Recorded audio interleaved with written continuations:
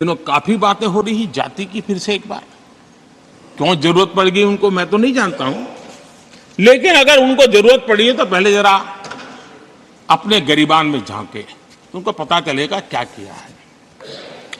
दलित, पिछड़े और आदिवासी, कांग्रेस जन्मजात उनकी सबसे बड़ी विरोधी रही है।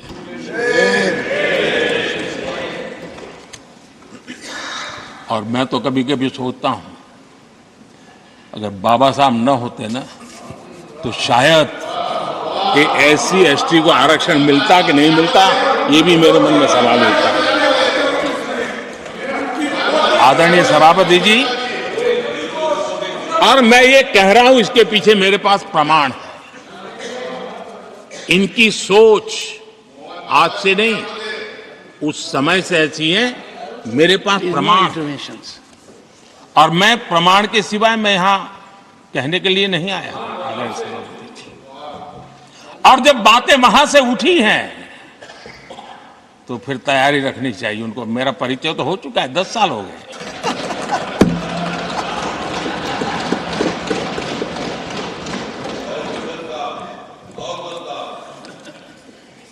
एक बार, और मैं आदरपूर्वक नेहरू जी को इन दिनों ज्यादा याद करता हूं, क्योंकि हमारे साथियों की अपेक्षा रहती है कि जरा उनको तो बोलो, कुछ तो बोल रहे थे। अब देखिए, एक बार नेहरू जी ने एक चिट्ठी लिखी थी, और ये चिट्ठी मुख्यमंत्रियों को लिखी थी। मैं उसका अनुवाद पढ़ रहा हूं। उन्होंने लिखा था, ये देश के प्रधानमंत्री पंडित नेहरू जी द्वारा उस समय के देश के मुख्यमंत्रियों को लिखी गई चिट्ठी है, ऑन रिकॉर्ड है। मैं अनुवाद पढ़ता हूं। मैं किसी भी आरक्षण को पसंद नहीं करता, और खासकर नौकरी में आरक्षण तो कतई नहीं। मैं ऐसे किसी भी कदम के खिलाफ हूं जो अकुशलता को बढ़ावा दे, जो दोयम दर्जे की तरफ ले जाए। ये पंडित नेहरू ने मुख्यमंत्रियों को लिखी हुई चिट्ठी है। और तब जाकर के मैं कहता हूं ये जन्मजात इसके विरोधी है। नेहरू जी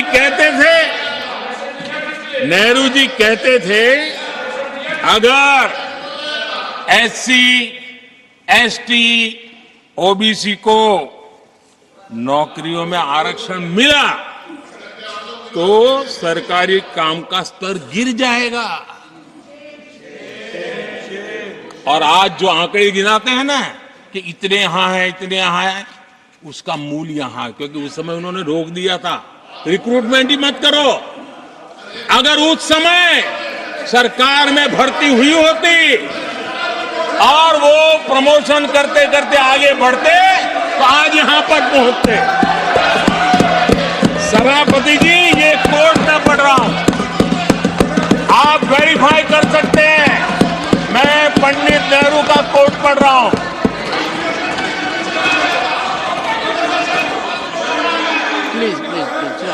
और आदरणीय सभापति ji, leader of opposition was heard in rapt attention. Are you setting this example? Leader of opposition, आदरणीय सभापति ji, sit down, sit down. आप तो जानते हैं नेहरू जी ने जो कहा वो कांग्रेस के लिए हमेशा से पत्थर की लकीर होता है। नेहरू जी ने कहा मतलब पत्थर की लकीर उनके लिए। दिखावे के लिए आप कुछ भी कहें, लेकिन आपकी सोच ऐसे कई उदाहरणों से सिद्ध होती है। मैं अनगिनत उदाहरण देख सकता हूं, लेकिन मैं एक उदाहरण जरूर देना चाहता हूं, और वह उदाहरण मैं जम्मू कश्मीर का देना चाहता हूं। कांग्रेस ने जम्मू कश्मीर के एससी, एसटी ओबीसी को 7 दशकों तक उनके अधिकारों से वंचित रखा।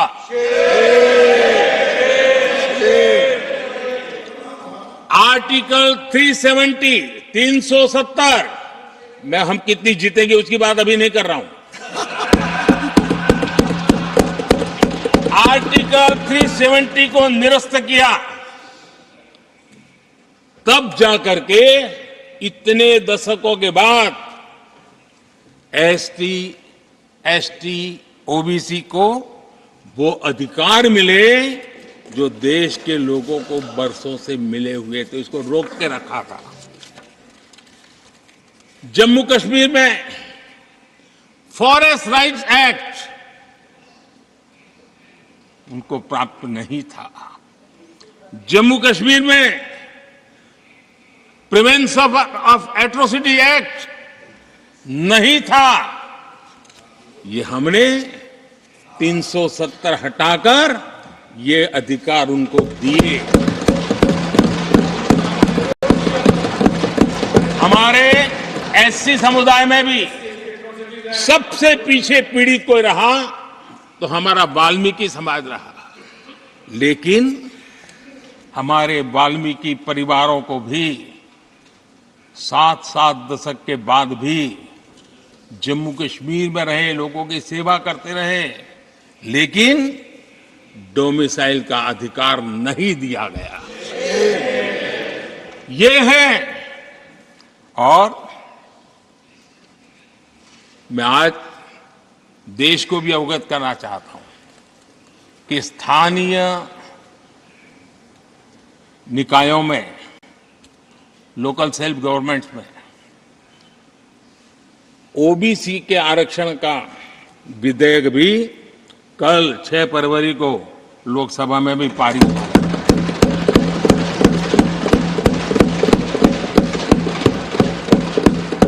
आदरणीय सभापति जी, एससी, एसटी, ओबीसी उनको बड़ी भागीदारी लेने में कांग्रेस और साथियों को हमेशा परेशानी रही है। बाबा साहब की राजनीति को, बाबा साहब के विचारों को खत्म करने के लिए कोई कसर उन्होंने छोड़ी नहीं है। वक्तव्य अवेलेबल है, चुनाव में क्या क्या बोला गया है वो भी अवेलेबल है। इनको भारत रत्न भी देने की तैयारी नहीं थी, वो भी भाजपा के समर्थन से और सरकार बनी, तब बाबा साहब को भारत रत्न। इतना ही नहीं, सीताराम केसरी अति पिछड़ी जाति से कांग्रेस पार्टी के अध्यक्ष उठा करके फुटपाथ पर फेंक दिया गया। ओबीसी, वो वीडियो अवेलेबल है, वो देश ने देखा सीताराम केसरी के साथ क्या हुआ।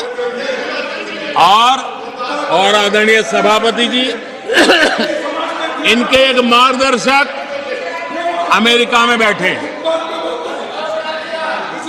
सभापति जी, इनके एक मार्गदर्शक अमेरिका में बैठे हैं। Sir, only the address will go on record. जो ओनली एड्रेस, नो। पिछले चुनाव में हुआ तो हुआ के लिए फेमस हो गए थे और कांग्रेस इस परिवार के काफी करीबी है। उन्होंने अभी अभी संविधान निर्माता बाबा साहब आंबेडकर के उनके योगदान को छोटा करने का भरपूर प्रयास।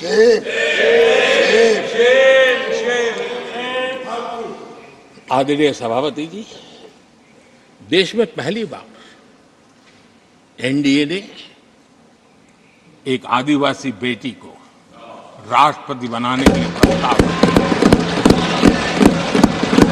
उनको उम्मीदवार बनाया।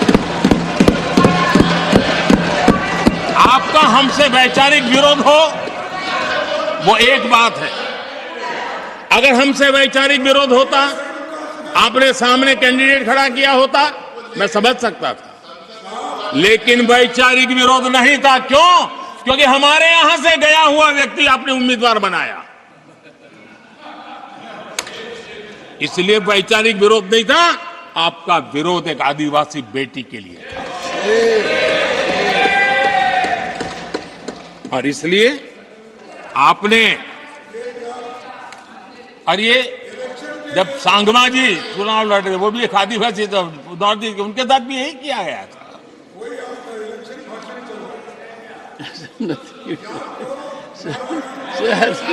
और आज तक सभापति जी, राष्ट्रपति जी का अपमान करने की घटनाएं कम नहीं है। पहली बार इस देश में हुआ है। उनके जिम्मेवार लोगों के मुंह से ऐसी ऐसी बातें निकली है, शर्म से माथा झुक जाए। राष्ट्रपति के लिए ऐसी भाषा बोली गई है, मन में जो कसक पड़ी है ना, वो कहीं न कहीं इस प्रकार से निकलते रहती है। एनडीए के अंदर हमने 10 साल काम करने का मौका मिला। हमने पहले दलित को और अब आदिवासी को, हमने हमेशा, हमारी प्राथमिकता क्या है सब परिचय दिया। आदरणीय सभापति जी, जब हम हमारी सरकार के परफॉर्मेंस की बात करता हूं,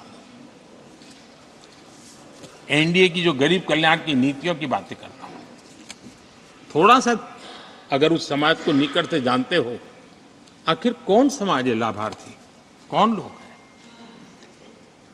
ये झुग्गी झोपड़ी में किसको रहने के लिए जिंदगी गुजरनी पड़ रही है? ये किस समाज के लोग हैं? मुसीबतों से गुजरना पड़ता है, व्यवस्थाओं से वंचित रहना पड़ा है, कौन समाज है? हमने जितना काम किया है ना, ये एससी, एसटी, ओबीसी, आदिवासी, इसी समाज के लिए है। कच्ची बस्तियों में रहने वाले लोगों को पक्का घर मिला है, तो मेरे इस समाज के बंधुओं को मिला है। स्वच्छता के अभाव में हर वर्ग बीमारी से जूझना पड़ता था, उनको स्वच्छ भारत अभियान का लाभ देने का काम सभापति जी हमारी योजनाओं के तहत मिला है, ताकि उसको अच्छी जिंदगी जीने का अवसर मिला। इसी परिवारों के हमारी माताएं बहनें धुएं से खाना पका पका करके अपनी स्वास्थ्य के संकट को झेल रही थी। हमने उनको उज्ज्वला गैस दिया, वो इन्हीं परिवारों को। मुफ्त राशन हो, मुफ्त इलाज हो, इसके लाभार्थी यही मेरे परिवार हैं, जो समाज के इस वर्ग के मेरे परिवारजन हैं, जिनके लिए हमारी सारी योजनाएं काम कर रही है। आदरणीय सभापति जी, यहां पर कुछ ऐसा नैरेटिव रखा गया, कम से कम तथ्यों को इस प्रकार से नकारना किसका भला होगा? आप ऐसा करके अपनी क्रेडिबिलिटी भी खो रहे हैं, अपनी प्रतिष्ठा भी खो रहे हैं। आदरणीय सभापति जी, यहां शिक्षा के भ्रामक आंकड़े रखे गए, गुमराह करने का कैसा प्रयास होता है।